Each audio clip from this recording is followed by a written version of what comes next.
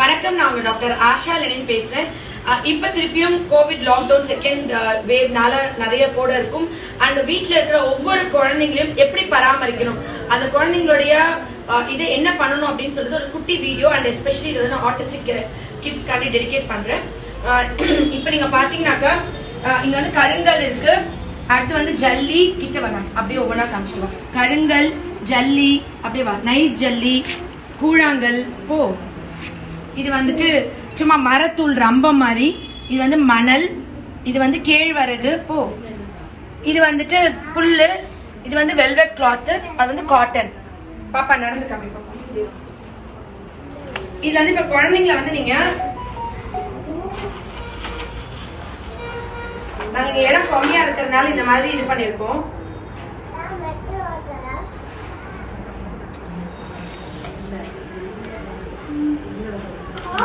Soft, திருப்பி soft இருந்து ஹார்டுக்கு வா, அப்படியே சாஃப்ட் இருந்து ஹார்டுக்கு வா.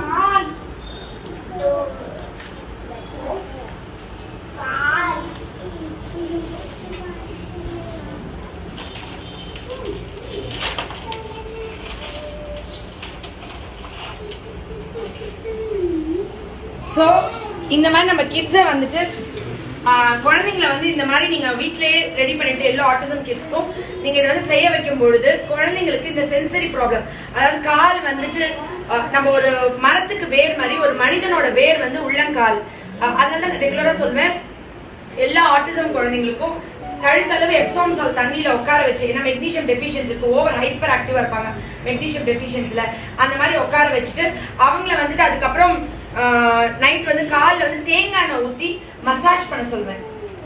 அந்த மாதிரி மசாஜ் பண்ணி தூங்க வைக்க சொல்வேன். அந்த சென்சரி இஷ்யூஸ் இருக்கிறதுக்கு இது குழந்தைய வீட்டை விட்டே வெளியே அனுப்பாம வீட்டுக்குள்ளேயே வச்சிருக்கிறதுனால குழந்தைங்களுக்கு அந்த பெட்டு விட்டே இறக்காமலாம் நிறைய பேர் வச்சிருக்காங்க. 6 மாசத்துக்கு குழந்தைங்க ரொம்ப செல்லமா வச்சுக்கிறேன்ட்டு அந்த மாதிரி வச்சிருக்கும் போது குழந்தைங்களுக்கு கால சென்சரி இஷ்யூஸ் இருக்கும். கைக்கு நான் ஏற்கனவே சொல்லியிருக்கேன், பைனாப்பிள் எடுக்கணும், பலாப்பழம் எடுக்கணும், மாம்பழம் எடுக்கணும், ஹார்ட் டு சாஃப்ட் ஃப்ரூட்ஸ், எல்லா இலைகள், கையில அரிசி துவரம் இருக்கலாம் கையில எடுக்கணும்.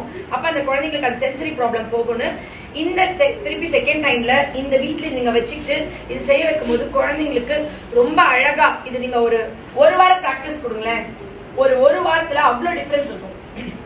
இந்த hard to soft, soft to hard அவங்க நடக்க ஆரம்பிச்சோடனே குழந்தைங்களுக்கு அவ்வளவு புரிதல் இருக்கும். நம்மளோட உள்ளங்கை உள்ளங்கால் வந்து ஆல்மோஸ்ட் ரொம்ப இம்பார்ட்டன்ட், நம்ம டோட்டல் பாடி அது குறிக்குது. நம்ம ஒரு மரத்தோட வேர் மாதிரி நம்ம உள்ளங்கால், அதுதான் நான் கடல் மணல்ல நடக்க வைங்க. அதுல வந்து நிறைய மினரல்ஸ் இருக்கு, அலுமினா, சிலிக்கா, ஜிங்க் நிறைய இருக்கு. அந்த கடல் மணல்ல நடக்கும் போது குழந்தைங்களுக்கு அது அப்சார்ப் ஆகும். கால் வந்து அதுல ஊனணும், கால் வந்து குழந்தைங்க வந்து அதுல வைக்கணும் அப்படின்னு சொல்லிட்டு. இதே இன்னொரு விஷயம் வந்துட்டு என்னன்னா, நீங்க வந்து therapy centre, speech centre, occupation therapy centre போறீங்கன்னா அது வந்து ஹோமியோ மெடிசன்ஸ் எடுத்துட்டு இருக்கும் போது நீங்க சப்போஸ் போறீங்கன்னா எனக்கு அது ப்ராப்ளம் கிடையாது. பட் நீங்க போகும் பட்சத்துல நிறைய தெரப்பி சென்டர்ஸ்ல வந்துட்டு நான் இப்படி சொல்றதுனால அவங்க அஃபெக்ட் ஆகுறாங்க அப்படின்னு சொல்றாங்க.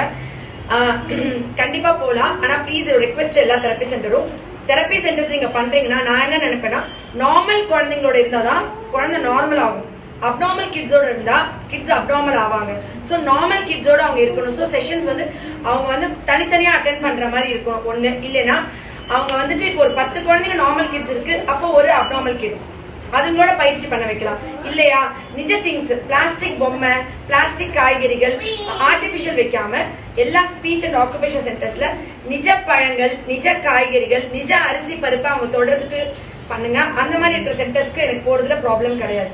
நீங்க சப்போஸ் தெரப்பி சென்டர் போறீங்கன்னா நிஜமா பண்ண, இப்ப எல்லாம் நிஜத்துல புல்லு நிஜம், எல்லாமே நிஜ திங்ஸ் இருக்கணும், எதுவுமே பிளாஸ்டிக் இருக்கக்கூடாது. ஆக்சுவலி எல்லாமே எவ்வளவுதான் நம்ம ரிச் ஆனாலும் எவ்வளவுதான் நம்ம வசதி ஆனாலும் நம்ம வந்து பிளாஸ்டிக்கை சாப்பிட முடியாது, உயிருள்ள பொருட்கள் தான் சாப்பிட முடியும். ஸோ குழந்தைங்களுக்கு லிவிங் திங்ஸ் எல்லாமே நிஜத்துல அவங்க பார்க்கணும்னு நான் நினைக்கிறேன். ரோட்ல இருக்கிற நாயம், நீங்க அந்த மாதிரி occupation speech centre, therapy centre இருக்கவங்க குழந்தைங்கள ஒரு விசிட் வந்து டு ஜூ, டு பார்க், அப்புறம் நிஜ நாய் பின்னாடி மாடு, ஆடு வெளியே அந்த ரூம் விட்டு வெளியே கொண்டு வரணும்ன்ற அந்த மாதிரி பண்றதுக்கு ரெடியா இருக்கிற எந்த சென்டர்ஸ்க்கு என்னோட பேஷன்ஸ் போறதுல எனக்கு அப்செக்ஷனே கிடையாது. எனக்கு வந்து அவங்க எல்லாமே நிஜமா பண்ணணும், அது வந்து எதுவுமே ஒரு பிளாஸ்டிக் இருக்கக்கூடாது அவங்க தொடுறது. அண்ட் இந்த உலகத்துல பிறக்கிற எல்லா குழந்தைங்களும் அது வந்து உலகத்துல இருக்கிற எல்லா குழந்தைகளுக்கும் இயற்கை ஒரு நியதி கொடுக்குது. இப்போ ஒரு நாய் வந்து பிறந்த உடனே ஒரு வருஷம் அந்த அம்மா நாய் வந்து குலைக்கிறதுக்கு ட்ரைனிங் கொடுக்குதா? ஒரு சிங்கத்துக்கு கர்ஜிக்க ட்ரைனிங் கொடுக்குதா? காக்கா குஞ்சு பொறிச்சோடனே கா கத்துறதுக்கு உங்களுக்கு ட்ரைனிங் செஷன் இருக்கா? உலகத்துல இருக்கிற எல்லா உயிரினங்களும் பிறந்த அடுத்த நிமிஷம் அதோடைய ஜெனட்டிக் வாய்ஸோ குரலோ சத்தத்தையோ எழுப்புது. ஆடுனா மேங்குது, மாடுனா மாங்குது.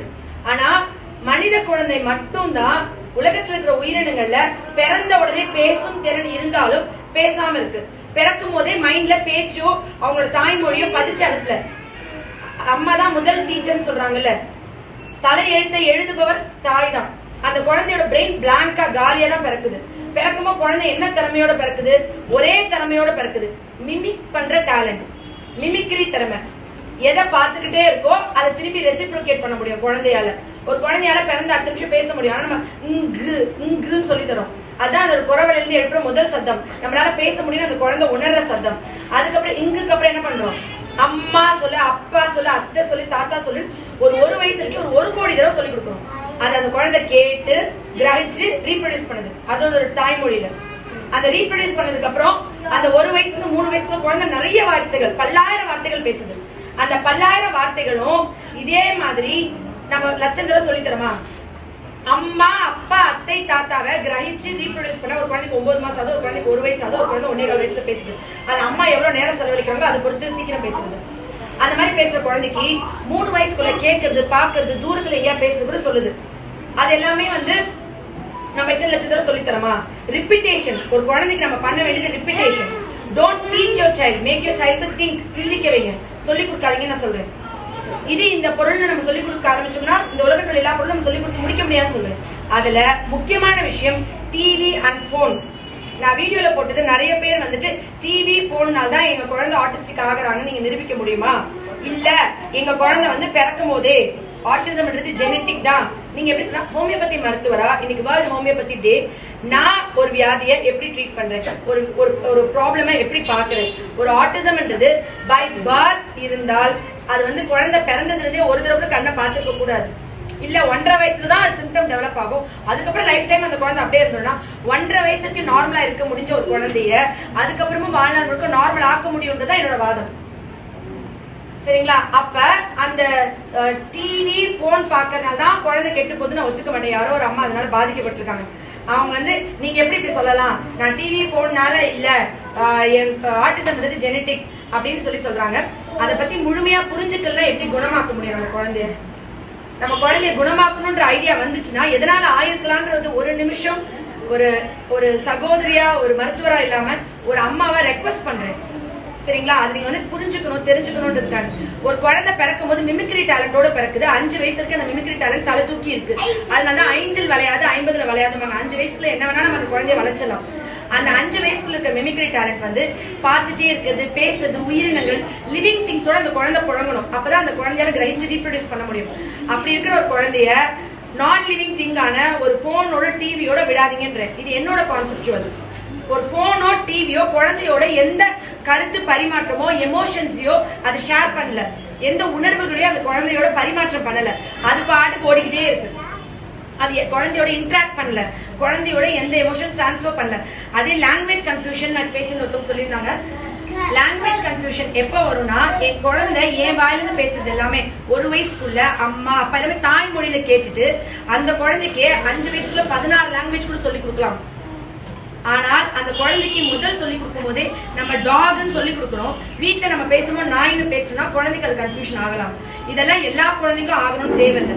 அண்ட் டிவி போன் குழந்தையோட எமோஷனல் இன்டராக்ஷன் பண்ணலன்றதை விட நீங்க ஒரு பாஷையில இப்ப தமிழ் அம்மா இங்கே வானா அம்மா இங்க வான்னு சொல்லி அது புரியும். நம்மளும் அதை பாடுவோம், ஒரு நாள் அது குழந்தைக்கு புரியும். அதை விட்டு இங்கிலீஷ்ல போடுறீங்கன்னு வச்சுக்கோங்களேன். If you happy and you know clap your hands அப்படின்னு போடுறீங்கன்னா ஹாப்பின்றது சந்தோஷம், சந்தோஷம்ன்றது ஒரு உணர்வு. அது அம்மா ஆங்கிலத்துல போட்டிருக்காங்க. நம்ம இங்கிலீஷ்ல போட்டா நம்ம புத்திசாலி ஆயிரும், நம்ம புரிஞ்சுக்கணும், இங்கிலீஷ் நம்ம கத்துக்கணும், நம்ம அம்மா போட்டிருக்காங்க அப்படின்னு என் பிள்ளைக்கு புரியறதுக்குள்ள என் பிள்ளை ஆட்டிஸ்டிக் ஆயிரும் நான் சொல்றேன்.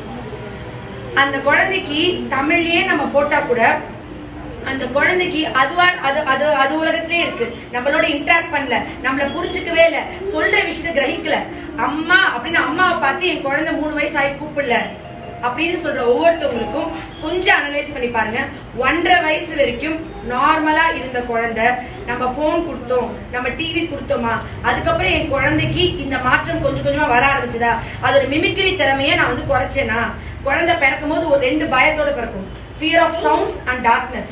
நீங்களும் அந்த பயத்தோட பிறந்திருப்பீங்க, நானும் அந்த பயத்தோட பிறந்திருப்பேன். ஒரு திறமையோட பிறப்போம், மிமிக்ரி டேலண்ட், மிமிக் பண்றது, பாக்குறதெல்லாம். இவங்க வந்து அது பாட்டுக்கு ஓடிக்கிட்டே இருக்குனாதான் இங்க 10 குழந்தைங்க ஒன்னா இருந்து கூட ஒரு குழந்தை சேர்ந்து விளையாடல. அவங்க பாட்டுக்கு பிளாபரிங், அர்த்தம் இல்லாம புரியாத பாஷையில அவங்க பாட்டுக்கு பேசிட்டு இருக்காங்க. யாரோட இன்டராக்ட் பண்ணல. நீங்க கேட்கறத கிரகிச்சு ரீப்ரொடியூஸ் பண்ண தெரியல. புரியுதுங்களா? இந்த போன் டிவின்றது ஹோமியோபதி பாயிண்ட் ஆஃப் வியூலயும் நான் இவ்வளவு நாள் 14 வருஷத்துல நான் அனலைஸ் பண்ணதுலயும் நான் நல்லா புரிஞ்சுக்கிட்ட விஷயம். இல்ல போன் டிவினால என் குழந்தை ஆட்டிசம் ஆகல, என் குழந்தை வந்துட்டு நார்மலா தான் இருந்தா, தலையில அடிபட்டு இருக்கலாம், நிறைய பேர் வந்து தடுப்பூசியா அது இதுங்கிறாங்க. நான் சொல்றது போன் டிவி இந்த 2 நாள ஒரு வேளை நீங்க வந்துட்டு கோஆபரேட் பண்ணல, ஸ்கிரீன் டைம் 0 ஆக்கல, என்கிட்ட ட்ரீட்மெண்ட் எடுக்கணும்னா உங்களோட ஸ்கிரீன் டைமிங் 0. நான் கேட்கறது 4 மாசம் உங்க வாழ்நாள்ல பண்ணிட்டீங்கன்னா நான் சரி பண்ணி கொடுத்துருவேன். இல்ல போன் டிவினால என் குழந்தை அஃபெக்ட் ஆகல, நான் வந்துட்டு அக்செப்ட் பண்ணிக்க மாட்டேன் அப்படின்னு சொன்னா என்ன ட்ரீட்மெண்ட் எடுக்காதீங்க ப்ளீஸ். இல்ல என்னன்னா நான் சொல்றது நீங்க கோஆபரேட் பண்ணி தான் ஆகணும் இந்த விஷயத்துல. அண்ட் ஒருவேளை நீங்க போன் டிவினால உங்க குழந்தை ஆகலன்னு சொன்னா நான் வருத்து தான் பண்ண முடியும். இது வந்துட்டு ஒரு நாள் உலகம் முழுக்க பல நாடுகள்ல 3 வயசுக்குள்ள குழந்தைங்க போன் டிவி பார்க்க கூடாது, அதனாலதான் ஆட்டிசம் டெவலப் ஆகுதுன்னு ஒரு பெரிய ரூலே கூட வரலாம். வந்துச்சுன்னா முதல்ல சந்தோஷப்பட போறது நான் தான். சரிங்களா? அதனால இந்த மாதிரி ரேஷனல் இல்லாம அவங்களுக்கு ஒரு அக்செப்ட் பண்ணிக்கிற மனநலமை இல்லாதவங்களுக்கு வருத்தம் தான் தெரிவிக்க முடியும். கண்டிப்பா போன் டிவி குழந்தைங்களோட வளர்ச்சியை முழுமையா அஃபெக்ட் பண்ணும். Love you all. நன்றி. முடிச்சுது இது.